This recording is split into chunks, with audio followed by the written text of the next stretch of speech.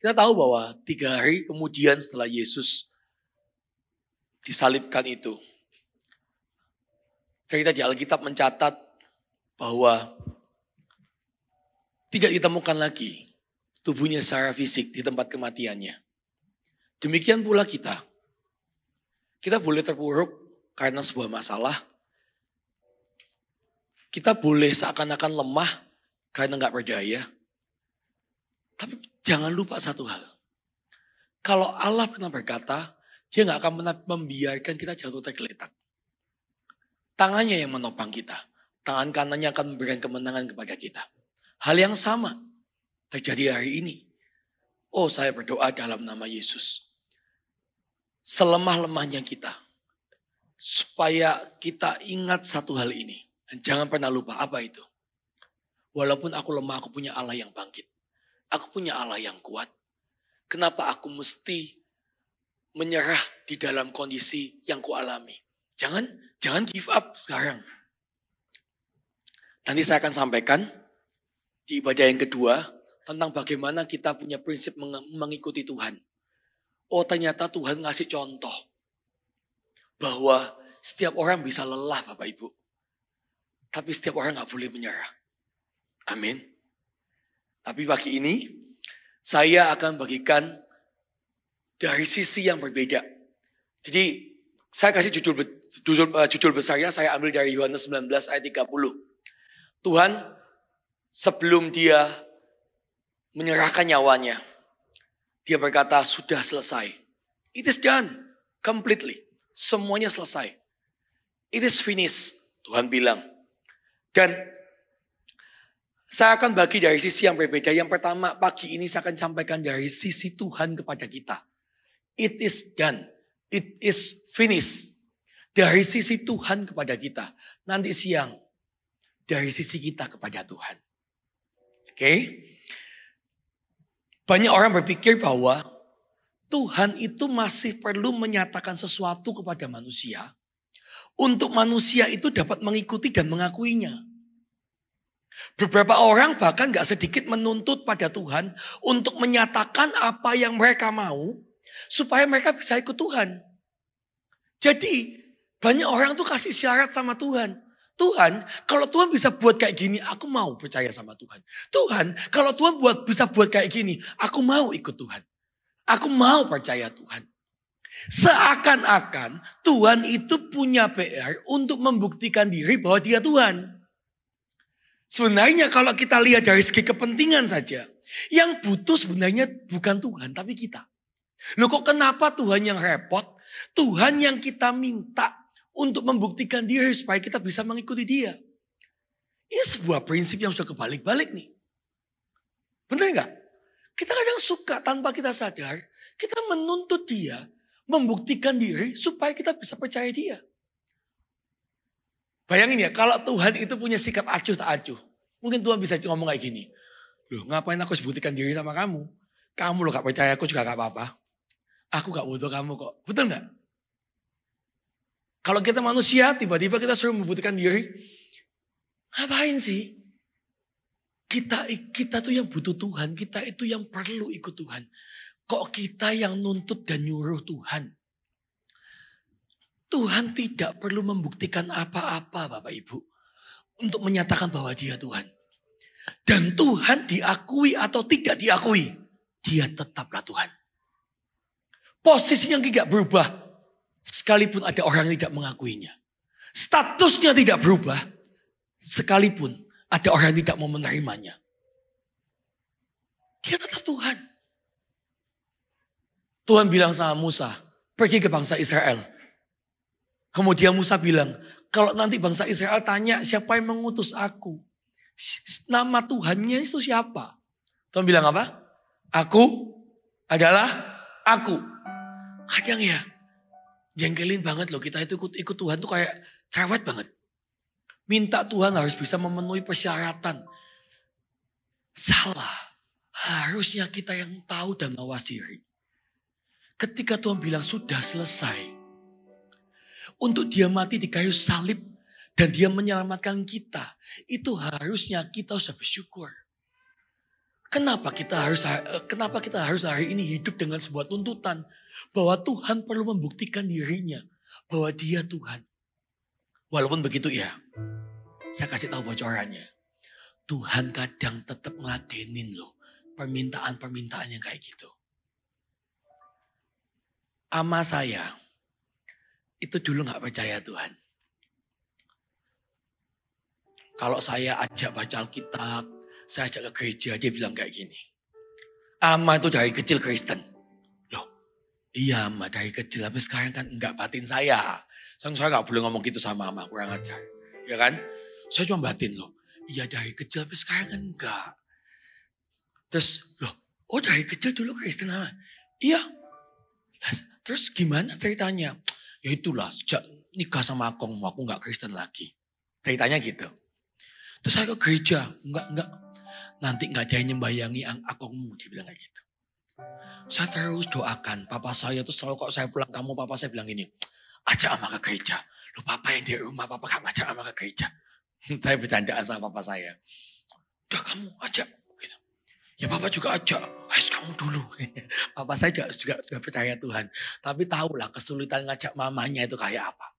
Satu ketika, ama saya tuh sakit, gak bisa jalan.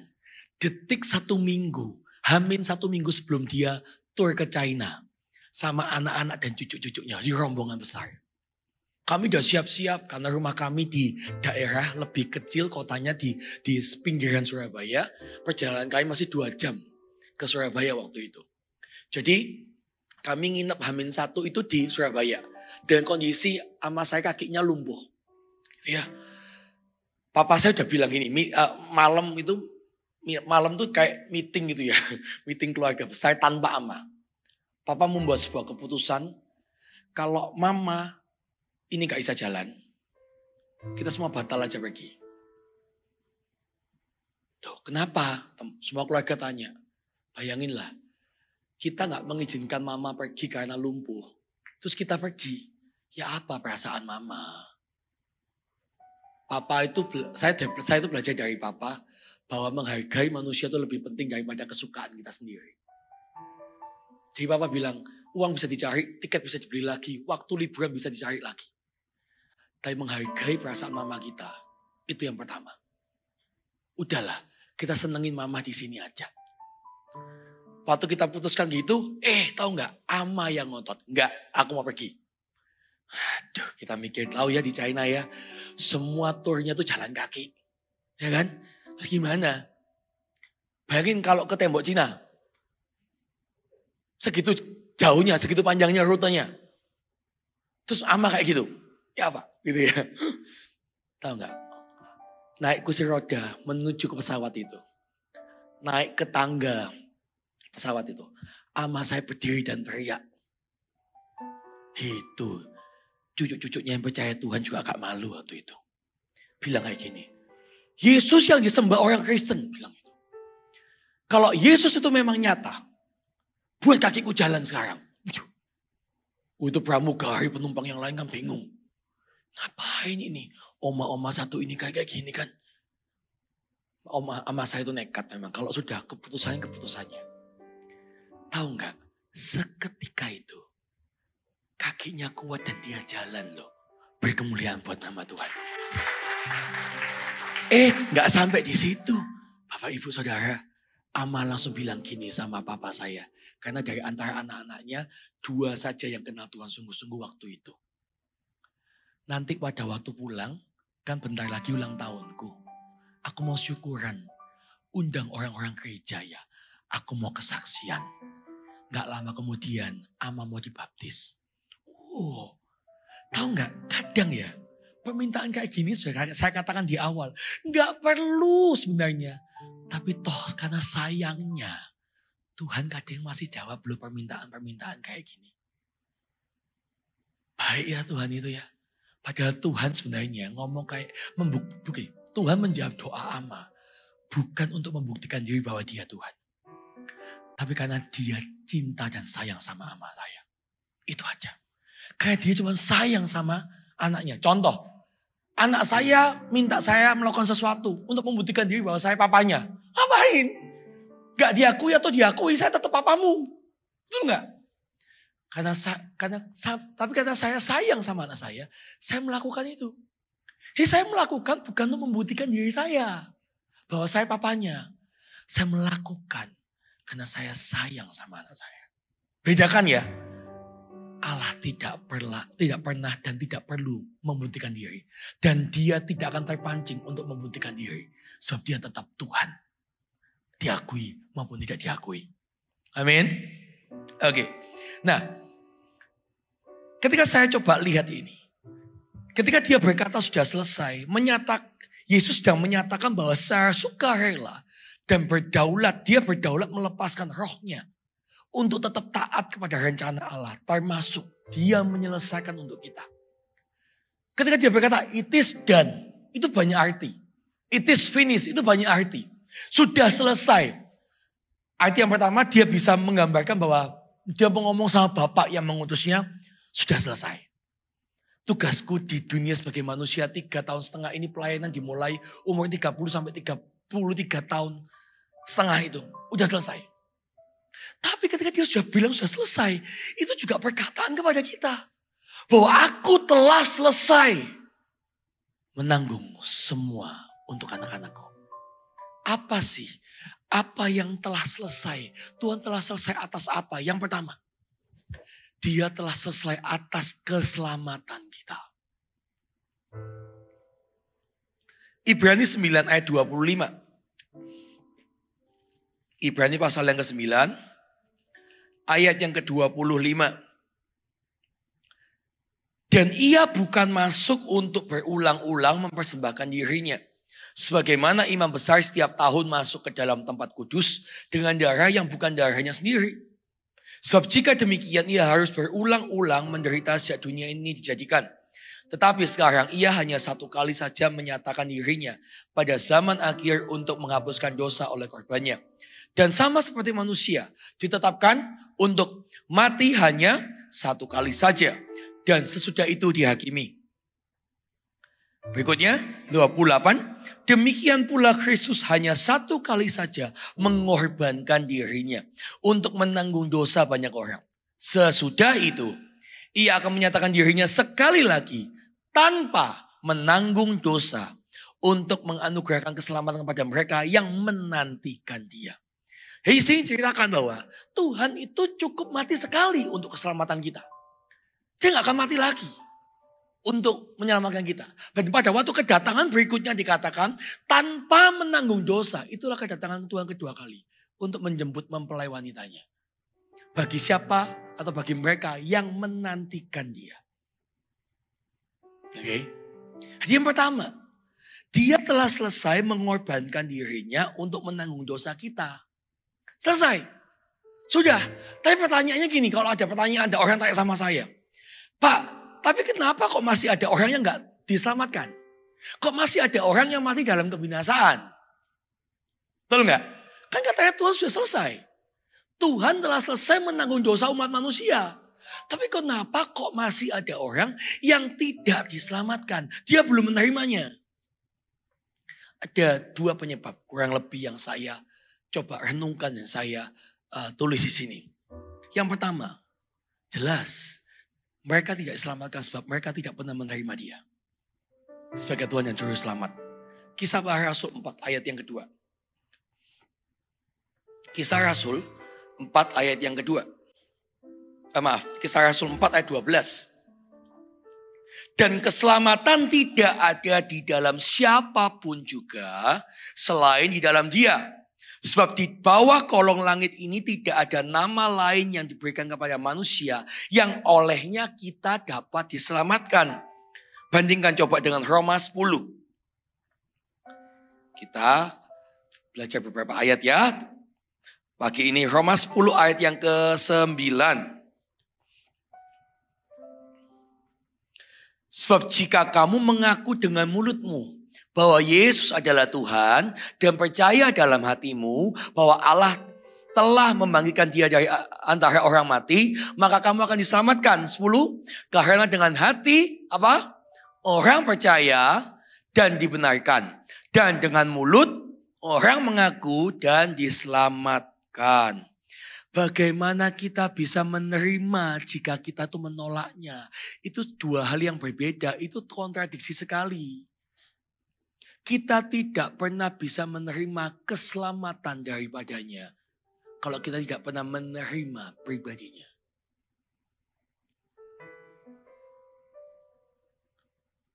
Kalau seseorang tidak pernah bisa menerima pribadi orang lain tersebut, kita gak pernah bisa merasakan apa yang dia punya. Kita gak pernah bisa merasakan kasihnya. Kita gak pernah bisa merasakan perhatiannya. Karena kita dari awal sudah menolaknya. Bagaimana seorang bisa menerima anugerah yang begitu besar ini? Kalau dari awal dia gak mau menerimanya. Jadi bukan di sisi Tuhan yang belum selesai. Tuhan telah selesai. Di sisi kita yang mesti meresponinya. Sebab hubungan selalu timbal balik Bapak Ibu. Ada yang memberi, ada yang menerima. Kalau yang memberi ini sudah memberikannya, giliran yang menerima, sudahkah dia membuka hatinya? Kalau dia tidak pernah open, pintu itu selalu akan senantiasa tertutup. Allah akan tetap ada di pintu luar rumahnya. Sebab dikatakan Yesus itu menunggu, itu mengetuk di depan pintu. Pintu hati kita.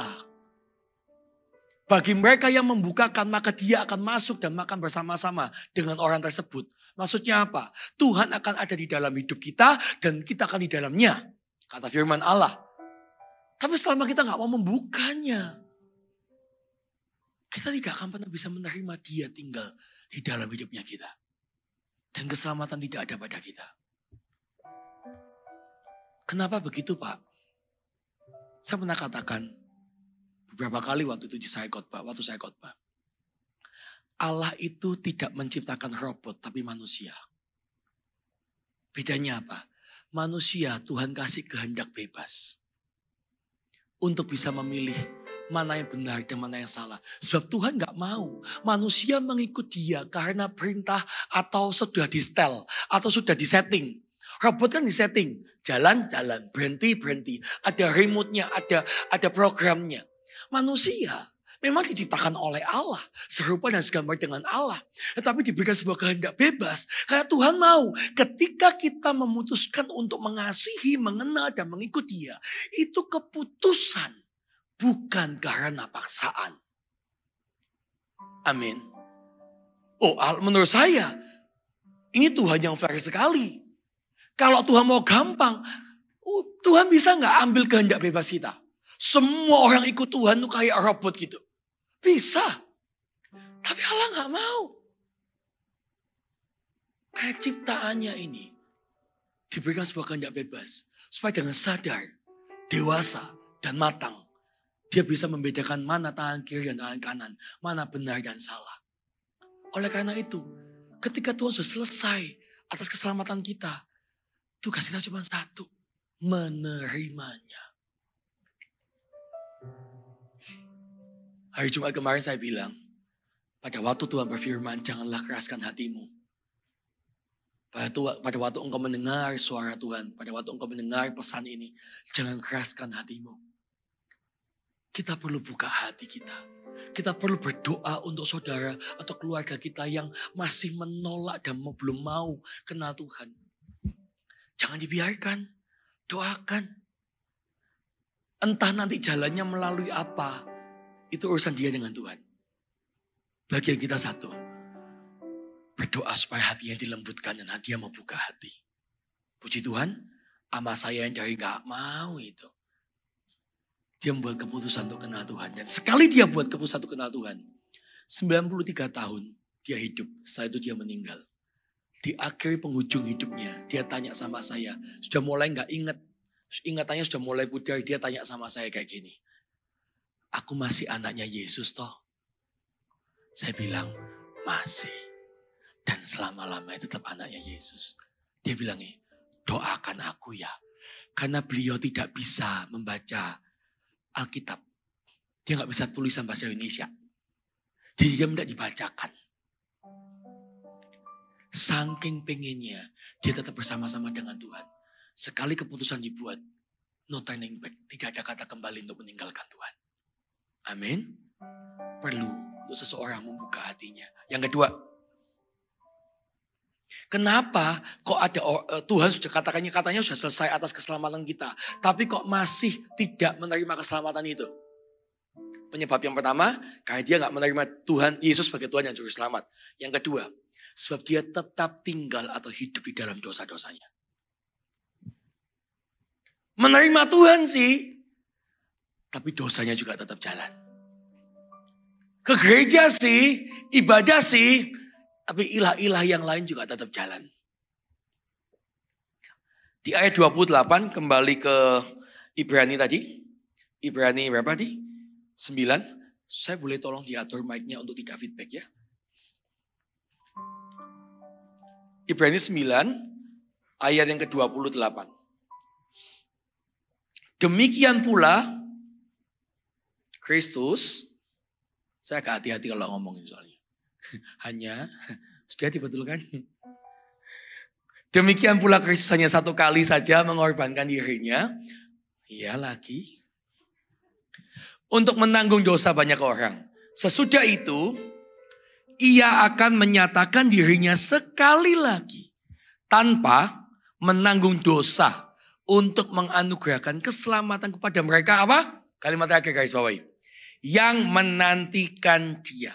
Orang yang menantikan Tuhan pasti akan menjaga dan memperhatikan betul bagaimana dia punya kehidupan. Sekali lagi, orang yang menantikan Tuhan pasti akan memperhatikan bagaimana caranya hidup. Dia gak akan hidup sembarangan.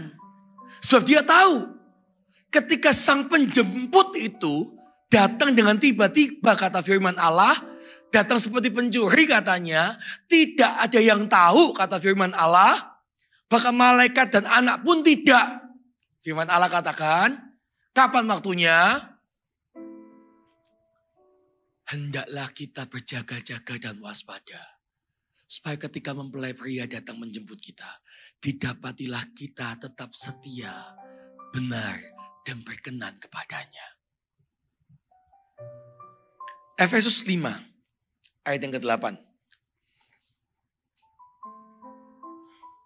Efesus pasal yang ke-5, ayat yang ke-8.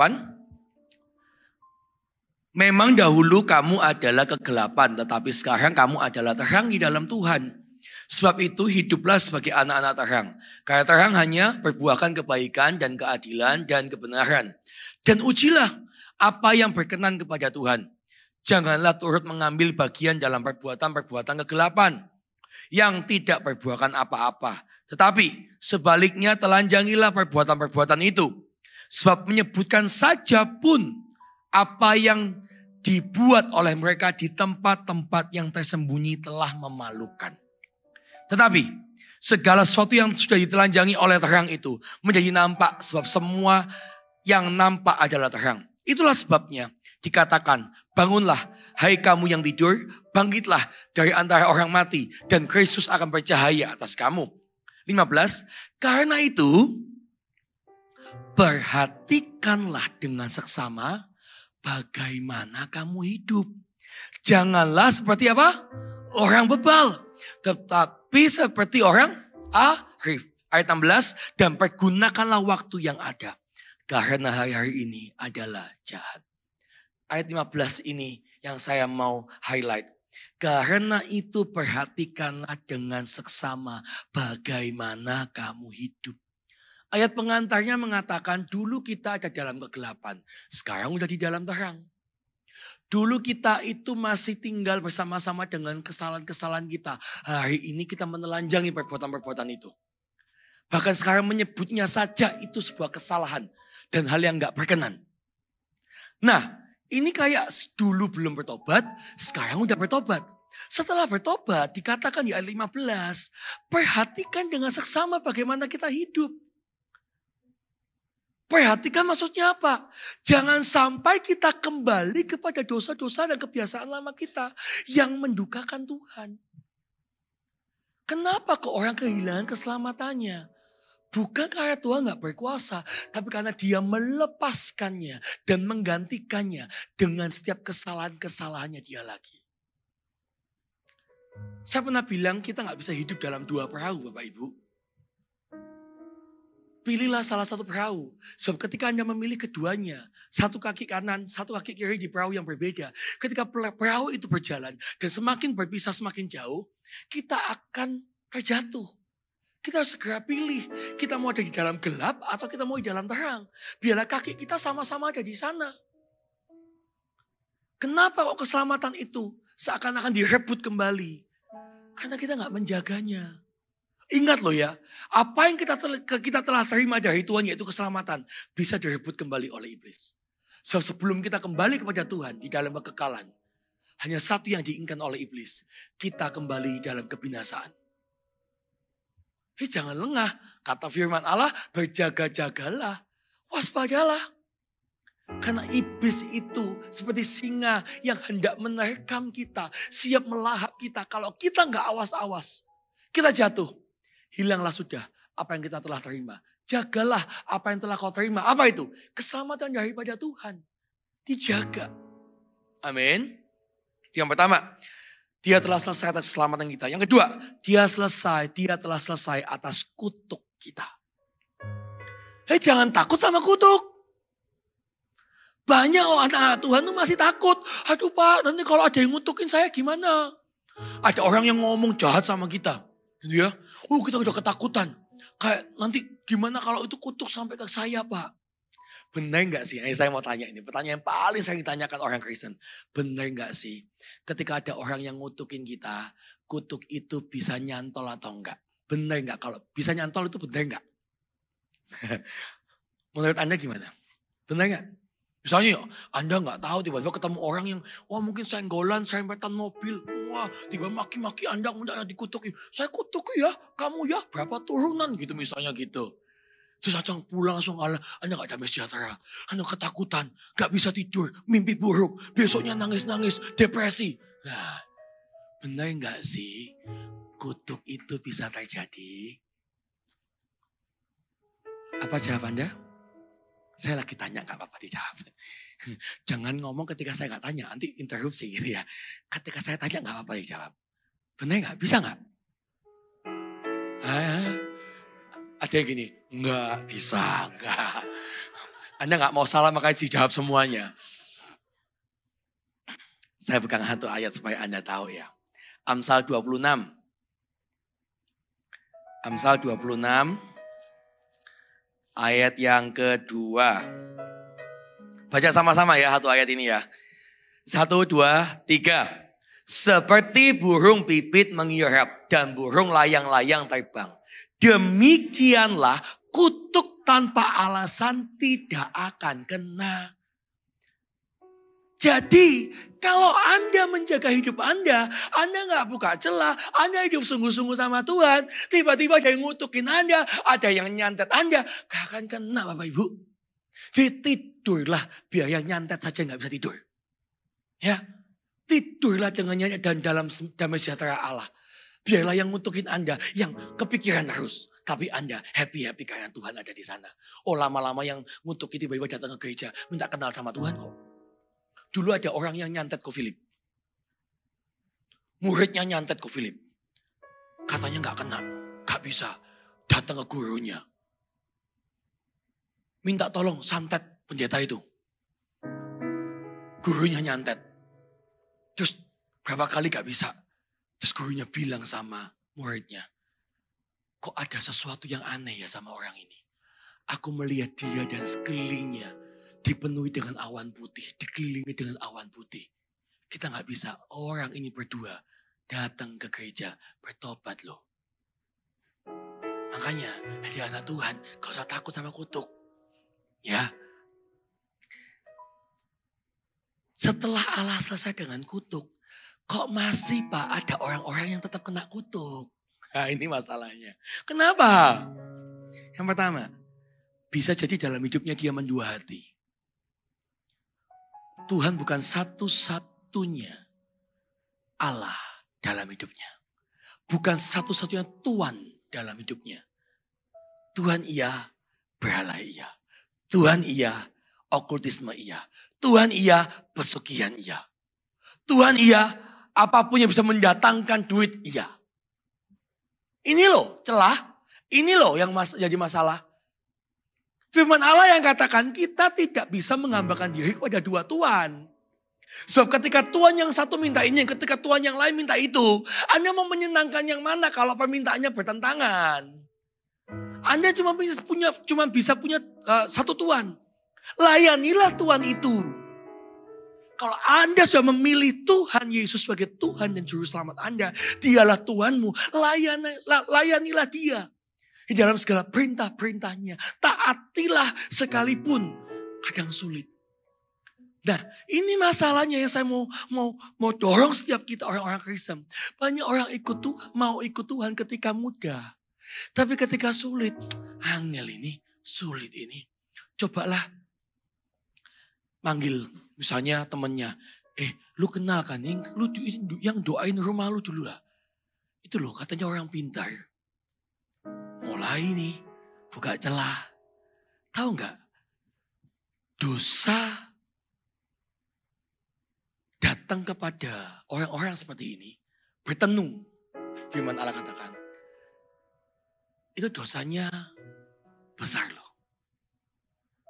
Karena Saul di akhir hidupnya menambah satu dosa lagi sebelum dia mati. Apa itu? Dia datang kepada seorang pemanggil arwah. Itu dosa bertenung. Jangan sampai kita mendua hati. Tuhan iya, adat istiadat budaya yang mendukakan Tuhan juga iya. Pernah satu sesi firman Tuhan kita live streaming dari pusat, Pastor Philip menjelaskan dengan sangat detail. Betapa pentingnya kita punya adat budaya dan pertahankan. Gak apa-apa. Harus dilestarikan malahan. Jangan sampai anak-anak kita sudah tidak kenal budaya. Budaya timur bagus gak? Bagus. Apa itu? Menghormati orang tua. Menjaga hubungan dengan yang lain. Coba kita lihat budaya barat.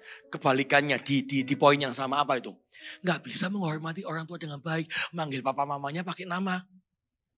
Papanya namanya Jackson gitu ya. Hai Jack. Ini anak loh. Masih SD loh manggil papanya. Hai Jack. What's up Jack?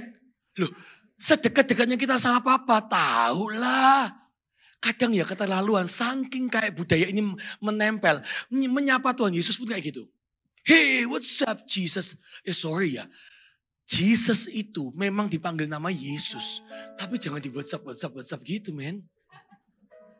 Dia bukan bromu. Sekalipun dia memang mengaku dia adalah yang sulung. Kita gak bisa gitu kan Tuhan Yesus. Dia tetap punya derajat lebih tinggi.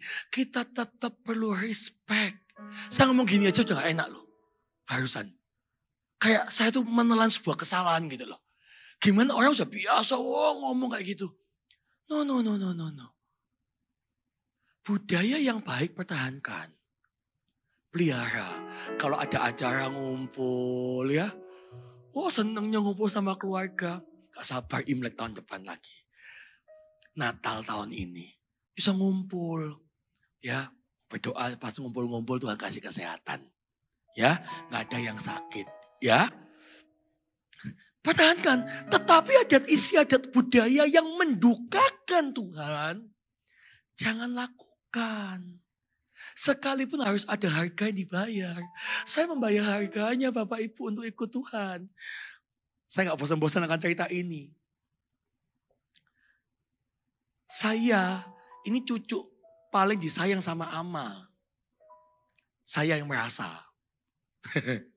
Yang lain juga merasa disayang. Tapi kan saya tinggal satu rumah. Terus apa-apa Ama itu selalu minta tolong saya. Apa-apa pergi sama saya. Minta keluar kota ditemenin sama saya. Mau belanja sama saya. Sampai gini. Aduh Ama lagi. Udah temennya Ama. Ya cocok gitu kayaknya. Tanya pendapat.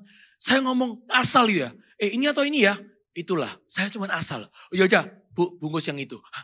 Saya kaget loh. Saking percayanya Ama sama perkataan saya. Deket soalnya. Tiba-tiba ketika saya kenal Tuhan sungguh-sungguh. Mendekati Imlek waktu itu. Saya pulang. Ama kumpulkan semua cucu-cucunya. Ayo baris, pai.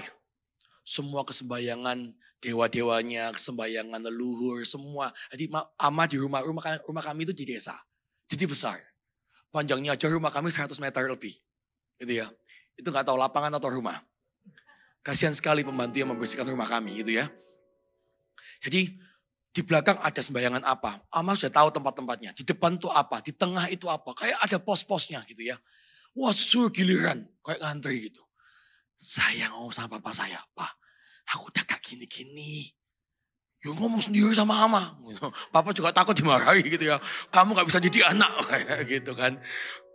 Ya udah, saya izin. Saya ngantri tetap datang. Ama, gak ikut sembayang ya. Kenapa? Serem banget gitu kan. Kayak mendadak jadi ama yang berbeda. Saya bilang, iya ama, aku tetap cinta, aku tetap hormat kok. Tapi aku gak sembahyang lagi ya. Ama gak jawab.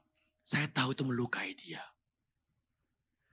Tapi saya juga gak mau melukai Tuhan saya. Saya gak tega gituin ama. Karena saya sayang sama dia. Saya bukan malah musuhan sama dia. Saya sayang sama dia. Hari itu saya gak disapa. Mulai hari itu saya gak disapa. Ketika saya ngomong ngasih ide, cucu-cucu yang lain ngasih ide. Yang dianggap yang lain saya dianggap gak ada. Dia noleh, saya di sebelahnya. Sampai gini, loh ini aku di sini. Gak dianggap. Makan gak makan terserah kamu. Hari-hari berikutnya, Ama udah gak pernah panggil saya lagi. Itu berjalan sampai 1 tahun atau 2 tahun. Ada harga yang saya perlu bayar. Ketika saya meninggalkan sebuah adat istiadat. Dan saya mengikut Tuhan sepenuhnya. It's okay.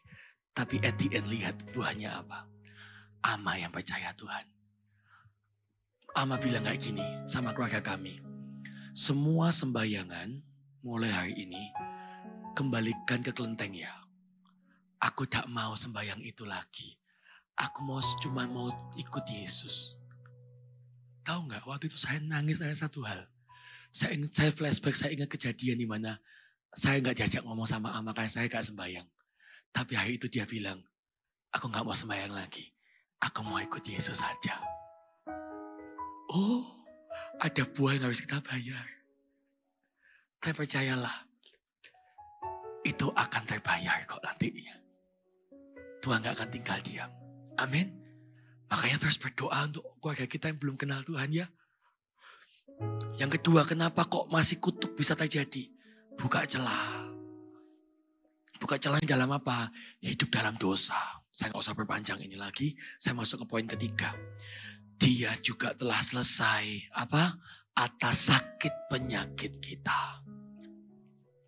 Amin. 1 Petrus 2 ayat yang ke-24. 1 Petrus pasal yang kedua. Ayat ke-24. Ia sendiri telah memikul dosa kita di dalam tubuhnya di kayu salib. Supaya kita yang telah mati terhadap dosa hidup untuk kebenaran. Oleh pilu-pilunya kamu telah sembuh. Ada amin? Amin. Kita yang percaya kepadanya telah sembuh oleh pilu-pilunya. Percaya itu. Tidak ada sakit penyakit yang bisa berkuasa atas kita. Pak, kok ada orang yang meninggal karena sakit penyakit? Firman Allah katakan bahwa penyakit itu tidak bisa membinasakan kita. Tahu nggak pada waktu orang meninggal, sebenarnya orang itu tidak binasa. Ketika manusia meninggalkan dunia ini, dia tidak binasa. Justru rohnya ada di dalam kekekalan bersama dengan Tuhan. Dia kembali di dalam kemenangan. Loh, berarti kan nggak menang Pak. Oh jangan salah. Kemenangan kita bukan untuk fight terhadap penyakit fisik. Dia menang ketika dia tetap bertahan ikut Tuhan sekalipun dia sakit. Ketika dia meninggal pun, dia tetap mempertahankan itu. Itulah peperangan yang sesungguhnya bagi orang tersebut. Jangan salah fokus. Banyak orang berpikir bahwa peperangannya adalah sakitnya. Bukan. Yang dikejar oleh iblis ketika orang sakit, orang percaya sakit. Bukan sakitnya. Tapi imannya kepada Tuhan. Keselamatannya. Justru ketika dia tetap mempertahankan imannya walaupun dia sakit dan dia sampai mati karena sakit itu. Melalui sakit itu. Iblis dikalahkan karena iblis tidak bisa merebut dia. Jangan salah loh. Kadang kita ini salah fokus. Peperangan kita bukan melawan apa? Darah dan daging. Tapi melawan penguasa dan roh-roh jahat di udara. Papa saya meninggal karena sakit. Tapi H-1 sebelum dia meninggal. Dia bilang gini sama teman-temannya. Udahlah, percaya Yesus jangan neko-neko. Saya translatekan, percaya Yesus jangan macem-macem. Lah kamu sakit kayak gini loh, teman-teman bilang ini. Lah, ya gak apa-apa toh. Kalau memang Tuhan kasih cara kembalinya saya kepada dia melalui sakit. Terus so what? Terus kenapa? Tapi satu hal yang pasti, imanku tetap kepadanya. Tahu gak? Setelah itu gak lama, 2 hari atau 1 hari setelah itu papa meninggal.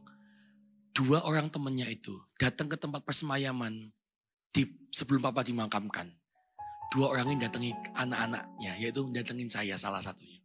Bilang gini, Susu mau percaya Tuhan. Lihat papamu yang udah sakit kayak gitu kok gak menghujat Tuhan, kok gak marah sama Tuhan. Aku ini malu. Masalahku gak seberapa dibanding papamu, tapi udah ngamuk-ngamuk terus sama Tuhan. Tahu gak? Ternyata iman percaya kita tidak hanya menyelamatkan kita, tapi juga membawa orang lain diselamatkan. Amin. Dengan pilu-pilunya sembuh. Loh, Pak, berarti kita gak perlu berdoa dong Pak kalau ada orang sakit. Oh tidak, tetap perlu berdoa. Karena ada penyakit-penyakit karena penyebabnya bukanlah hal-hal yang benar. Disebabkan karena kesalahan juga bisa. Makanya kita perlu berdoa supaya sakit itu disembuhkan. Kalau bisa diluputkan dari sakit penyakit, betul? Tapi toh kalau seandainya kita diizinkan harus melalui itu. Peperangan kita sebenarnya bukan sakit penyakitnya.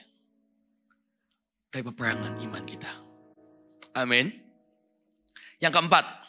Kok aminnya lesu yang ketiga ini? Hah? Jangan kecil harapan. Mujizat masih terjadi kok.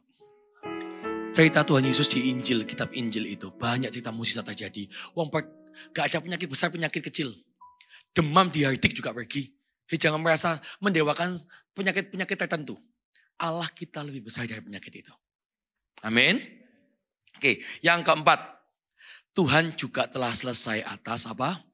Arah dan masa depan kita. Pasti ada yang tanya, loh berarti Pak, kita sudah ada ketentuan dong bakal kayak apa nantinya. Kalau Tuhan sudah selesai dengan masa depan kita. Jangan salah tafsir ya. Allah memang punya rencana dan rencananya atas kita itu yang terbaik. Tapi manusia juga punya kehendak seperti saya jelaskan tadi. Di mana kehendak manusia kalau nggak pernah mau jalan sama Tuhan, itu dia bisa keluar dari rencana-rencana Allah. Bisa loh. Karena kadang manusia itu lebih banyak maunya sendiri daripada ngikuti maunya Tuhan. Percaya nggak percaya? Setiap hari coba Anda hitung. Anda suka ngeyel sama Tuhan atau nurut sama Tuhan? Ketika Tuhan bilang, misal nih, Anda gak biasa nyapa papa Anda. Wah, hidupnya tuh jarang komunikasi sama papa. Anda sudah dipulihkan tiba-tiba Tuhan Roh Kudus bilang sama Anda, ayo sapa papamu. Mau nyapa tuh kayak gak mau ngomong. Udah dilewati, udah nanti aja. Kadang ya kita lebih sering gak taat loh. Tuhan sudah selesai dengan masa depan kita sebenarnya. Tapi selama kita, dengan catatan selama kita mengikuti rencana-rencananya. Pak, bagaimana saya bisa tahu rencana-rencana Tuhan? Saya coba balik. Saya lanjutkan pertanyaan ini. Bagaimana Anda juga bisa mengenal rencana Tuhan kalau Anda gak pernah dekat sama Tuhan? Bagaimana Anda bisa mendengar suaranya kalau Anda tidak mendekat kepada pribadinya? Bagaimana Anda mengenal kehendaknya kalau Anda gak kenal dan bergaul karib sama dia? Coba tanya seorang yang sahabatan dari kecil. Yang sahabat dekat. Entah itu anak sama mama atau papanya. Entah saudara kandung yang dari kecil dekat. Atau udah sahabatan 11 sampai puluhan tahun. Yang udah kenal dekat. Gak usah banyak ngomong, dia akan tahu kok maunya sahabatnya apa. Kenapa kok bisa begitu gampang kenal maunya apa? Karena bergaul karib. Paham ya? Saya dekat sama seseorang, saya punya sahabat yang ngajak saya dulu kenal Tuhan. Dia tahu banget saya ini sukanya apa. Jadi kalau ngajak makan, dia gak usah tanya. Kalaupun udah gak ketemu lama, dia harus tanya sama saya, kamu hari ini pengen apa? Pilihan Pertanyaannya bukanlah pengen apa. Pertanyaannya adalah sudah beberapa makanan yang saya paling suka disebutkan semua. Di antara 5 ini yang kamu paling suka, kamu mau mana? Dia udah tahu saya maunya apa. Paham ya? Gimana kita bisa kenal jalan-jalannya kalau kita nggak minta tuntunannya? Jangan hidup terus menuntut Tuhan kerjakan pekerjaannya dalam hidup kita dan selesaikan bagiannya dalam hidup kita. Dia sudah selesai. Dia tetap berkarya tanpa Anda minta. Sekarang giliran kita, ayo hiduplah baginya. Ayo kita hidup bagi dia. Amin. Ayo sama-sama kita hidup untuk Tuhan. Minta Tuhan tuntun kita setiap hari. Amin. Amin. Saya berdoa mulai hari ini. Tidak ada orang lagi yang krisis percaya sama Tuhan. Karena Anda tahu firman ini, pagi ini sampaikan kepada Anda, bahwa dia telah selesai atas hidup kita.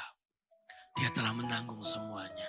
Jangan khawatir, dia yang telah menyelesaikan itu, akan juga terus memelihara hidup kita. PR kita satu ya, saya kasih PR pulang ini. Apa itu? Hidup terus, andalkan Tuhan tiap hari. Dekat sama Tuhan tiap hari. Bergantung sama Tuhan tiap hari. Supaya Anda tahu apa yang harus Anda lakukan. Beberapa orang tanya sama saya tutup dengan ini, saya minta PAW siap-siap. Satu kali saya diajak lunch sama satu couple anak Tuhan, suami istri gitu ya. Dia tanya sama saya, sang suami tanya, kok bisa sih kok? Kalau konselingin orang, singkat, padat, jelas orang di jamaah Tuhan pulang. Satu lagi pertanyaanku. Dalam seminggu kok berapa kali? Ada CG, ada CT, ada pertemuan ini, khotbahnya beda-beda. Kadang bisa 3 kali, 2 kali dalam 1 hari. Tak total kok, aku sampai ngamatin loh kok. Kok 1 minggu bisa khotbah 5-6 kali. Kok bisa kok punya waktu kapan nyiapin? Aku aja seminggu sekali kok nyiapin CG. Persiapanku seminggu, dia bilang kayak gitu. Itu aja kadang gak ngerti mau ngomong apa. Ada yang ngerasain gitu?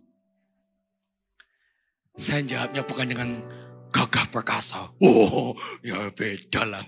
Gak boleh ngomong kayak gitu ya. Gak boleh. Hati-hati. Oh, kalau saya kayak gitu, tolong ya. Yang kena saya, kalau saya kayak gitu, tolong disenggol, diingetin. Mungkin ke istri saya atau ke saya. Kok gak boleh sombong ya. Kalau sombong biasanya kejungkel. Tahu kejungkel. Kalau sombong biasanya kesandung tuh jatuh ya. Gak boleh sombong. Saya cuman senyum. Kamu yang terlalu berlebihan. Saya bilang gitu. Pertanyaan kamu simple, saya jawab juga simple ya. Saya gak mau perpanjang pertanyaan itu. Saya cuma bilang gini. Kalau kamu tanya bagaimana menyampaikan firman Tuhan. Ya saya baca Alkitab. Tahu gak? Saat teduh saya setiap pagi. Saya minta Tuhan nyatakan remanya. Tuhan sampaikan isi hatimu. Sehingga pada waktu saya sampaikan khotbah, itu kebanyakan dari hasil saat teduh saya. Kayak Tuhan sudah kasih itu loh, tabungnya itu penuh. Tinggal dikeluarkan, kasih makan. Saya udah ngalami dulu, saya udah diproses dulu pada waktu saya saat teduh. Jadi saya gak boleh hidup karena tugas. Tugas khotbah baru saya baca Alkitab. Saya gak boleh kayak gitu. Saya harus baca, makan firman Tuhan. Dan kemudian bagi kepada Anda. Saya dulu yang harus makan itu. Ngerti ya? Jadi bergaul sama Tuhan membuat kita itu berjalan dengan hikmat. Amsal mengatakan permulaan hikmat itu adalah takut akan Tuhan. Tak kasih tahu ya, saya kasih tahu kepada Anda. Aan yang bicara di depan ini juga menjadi Aan yang clueless, yang gak tahu apa-apa dan akan gak bisa ngomong apa-apa. Kalau Aan ini tidak bergaul sama Tuhan, tidak bergantung sama Tuhan. Seperti Yohanes yang di kitab Yohanes dikatakan pokok anggur. Kalau kita ini ranting gak menempel pada pokoknya, saya tidak akan pernah bisa menghasilkan buahnya. Amin. Jangan terkesima dengan saya bilang kayak gitu. Kita punya Tuhan yang sama. Tuhan yang bisa urapi dan pakai saya. Tuhan juga bisa pakai kamu. Saya bilang kayak gitu. Waktu sekali pernah saya dengarkan khotbahnya. Saya bilang, bagus kok khotbahmu. Oh enggak loh, saya masih belepotan. Saya cuma bilang gini, belepotan itu karena kurang jam terbang aja. Jadi mungkin ngatur kata-katanya aja yang masih kadang bingung. Gak apa-apa, ayo bergaul terus sama Tuhan. Mau ya? Bergaul sama Tuhan. Supaya hikmat untuk keluarga, hikmat untuk pekerjaan, hikmat untuk kehidupan. Itu ada setiap hari tersedia di dalam kehidupan kita.